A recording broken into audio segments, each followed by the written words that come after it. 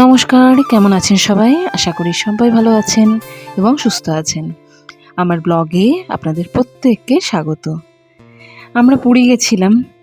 পুরীর ৩য় দিনে আমরা গেছিলাম সমুদ্র স্নান করতে। তো সমুদ্র স্নান করতে যাওয়ার আগে ভাবলাম যে আগে পেট পুরে খেয়ে নিই, কারণ কি আজকে অনেকটা দুপুর হয়ে গেছে। আর দুপুরবেলাই যাচ্ছি বিচে, কারণ কি সকালবেলা গেছিলাম জগন্নাথ মন্দির দর্শন করতে। আসার পরে একটু ফ্রেশ হলাম, তারপরে যাচ্ছি এখন স্নান করতে। আমি নামবো না, সেজন্য আমি আলাদাভাবে চেয়ারে বসবো, আর ওরা যাবে হচ্ছে স্নান করবে। ওদের মধ্যে হচ্ছে অর্চি আর ছোটন, এরা দুজন। অর্চি তো হোটেলে থাকতেই দিচ্ছে না, ও সারাদিন বলছে ওকে বিচে নিয়ে চলো, ও স্নান করবে, বিচে স্নান করবে। আর এখন জানেন না, এই রৌদ্রের মধ্যে আমাকে বেরোতে হয়েছে ওকে নিয়ে। যতই হোক পুরী এসছি, আমি ভেবেছিলাম দুপুরটা হয়তো 1 ঘন্টা রেস্ট করব, কিন্তু দেখুন বাইরে এসে রেস্ট করার থেকে আমার মনে হয় একটু ঘুরে ফিরে নেওয়া ভালো। রেস্ট তো করে এখানে এসছি প্রায় 12 ঘন্টা, সেটা ট্রেন যেহেতু ধরুন অনেক দেরি হয়েছে, সকাল 9টার জায়গায় বিকাল 4টে এসে অবশ্যই পৌঁছেছি। কিন্তু এখানে এসে হোটেলে বসে থাকলে এই মজাটা আর পাবো না। দেখুন আমি আসবো না করছিলাম, যেহেতু আমি নামবো না, কিন্তু বিচের ধারে দেখুন কি পরিমাণ ভিড়। আর বিশ্বাস করুন, যতবার আমরা এসেছি এরকম সময় এসেছি, কারণ স্কুল এই সময় ছুটি থাকে, আর এই সময় ওই জন্যই আমার আশা। এই সময় প্রচণ্ড পরিমাণ ভিড় আছে দুপুরবেলা, কিন্তু মনেই হচ্ছে না যে দুপুর। চারপাশে লোকজন দেখলে বুঝতে পারবেন কি পরিমাণ লোকের ভিড়। আর এই দেখুন জল নিয়ে বাড়ির মধ্যে ওরা ভরে রেখে দিয়ে গেছে যে তুমি একটা চেয়ারে বসো, আমরা গিয়ে একটুখানি সমুদ্রে স্নান করি। আমি একটা চেয়ার পেয়েছি, আর ওরা দেখুন ওখানে সমুদ্রে কি সুন্দর আনন্দ করে যাচ্ছে। আর ঢেউগুলো তো তুলনা নেই, দুর্দান্ত।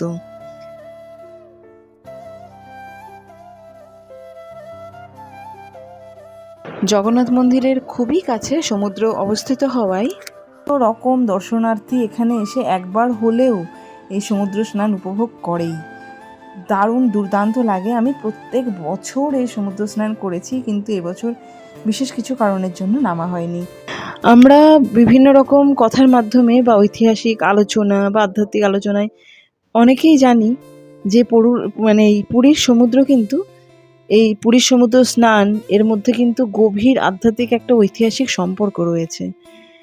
যারা বই পড়ি বা বই সম্পর্কে জানি, আমরা নিজেরাই হচ্ছে গৌরাঙ্গ মহাপ্রভুর বংশধর।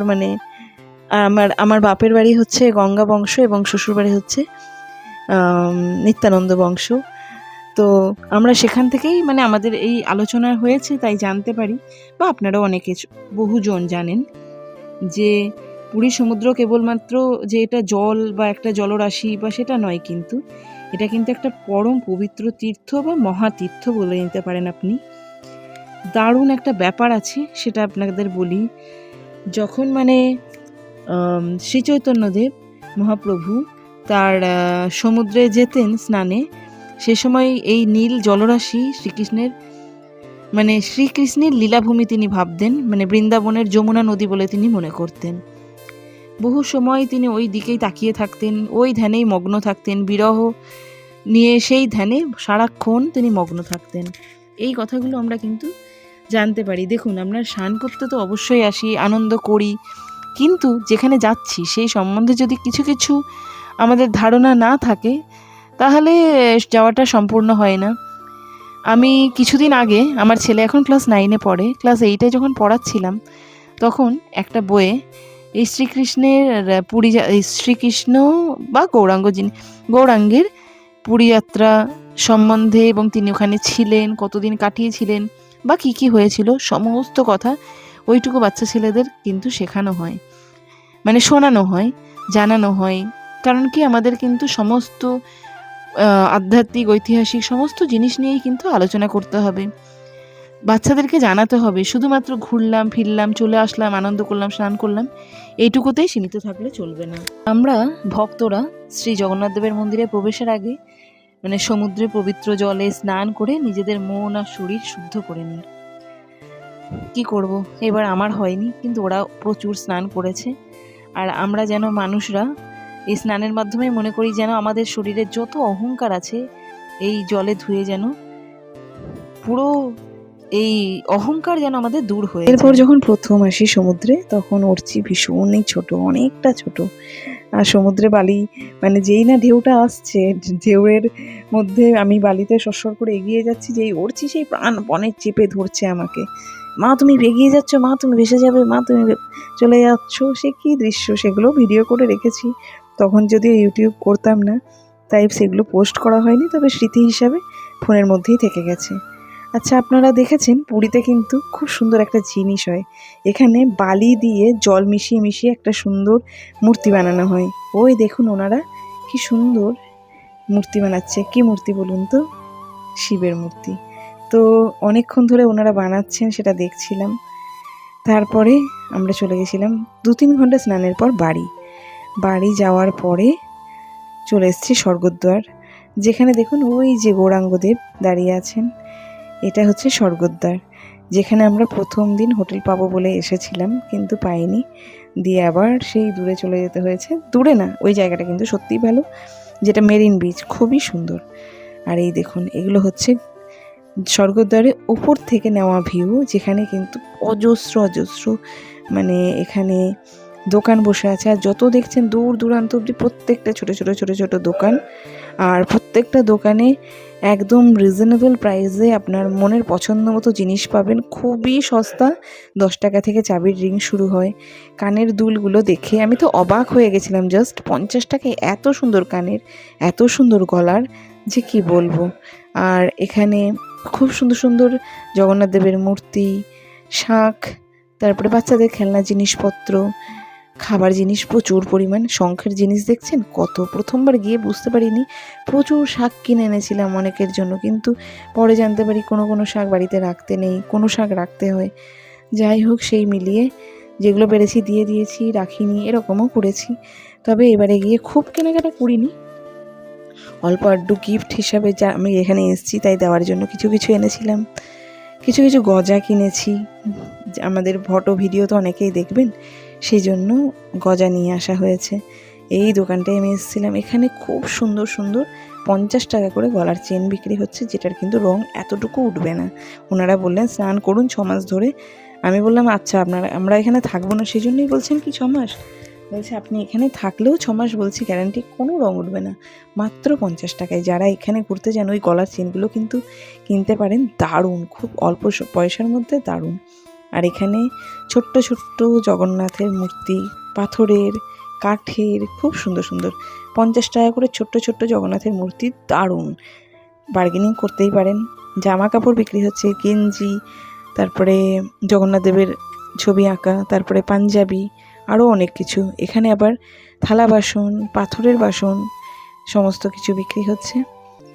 আর এখানে একটা আইসক্রিমের মানে ওই ম্যাজিক টাইপের হয়, আপনাদেরকে ম্যাজিকটা বলছি।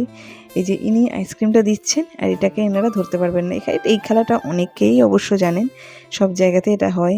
এই জায়গাটা, এটা দেখে কিন্তু দারুণ মজা পাওয়া যাচ্ছিলো। তবে এখন এখানে একটা গান বাজছিল, যে কারণে আমি ওই মানে ওখানকার গানের ভিডিওটা দিতে পারিনি, কিন্তু দেখে কিন্তু খুব মজা হচ্ছিল। আপনারাও একটু দেখুন এবং মজাটা নিন, দারুণ লাগবে।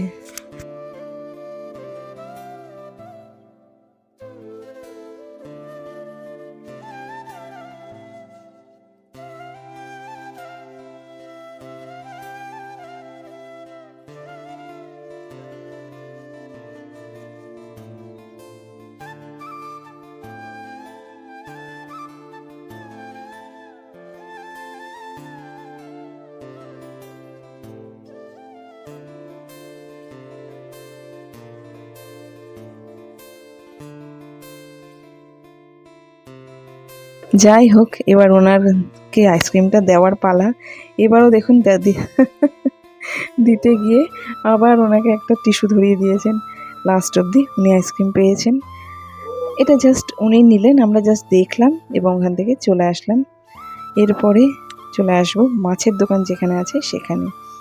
মাছের জায়গাটা আপনাদেরকে দেখাই। দেখুন, কাঁকড়া, চিংড়ি, পমফ্রেট, আর ওই পাশে আরও বড় মাছ আছে।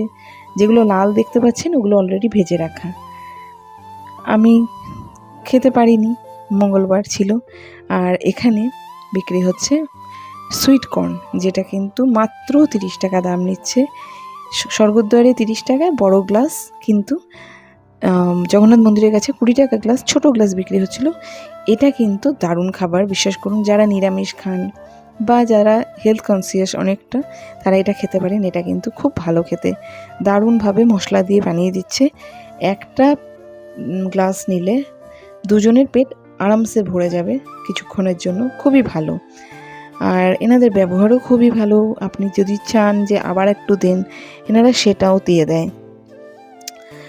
আমরা এসে এখানে প্রায় 4 থেকে 5 বার এই গ্লাস নিয়েছি। এখানে মানে পুরী ঘুরতে এসে, আজকেই না, আইসক্রিম খাওয়া হয়েছে। এই দেখছেন বড় গ্লাসটা, এই গ্লাসটার 1 গ্লাস ভরে সুইটকর্ন দেওয়া হবে। আমি বলছিলাম 20 টাকা না, তো বললো না না, এখানে 30 টাকা। যাই হোক, আজকের মতো দিনটা শেষ হলো। এই সেই বিখ্যাত জগন্নাথ হোটেল। আমরা এবার বাড়ি ফিরছি সব দিক ঘুরে ফিরে। আপনাদের কেমন লাগলো ভিডিওটা অবশ্যই জানাবেন। ভালো লাগলে অবশ্যই যারা like, comment, share and subscribe করে দেবেন। থ্যাংক ইউ সবাইকে ভিডিওটা দেখার জন্য।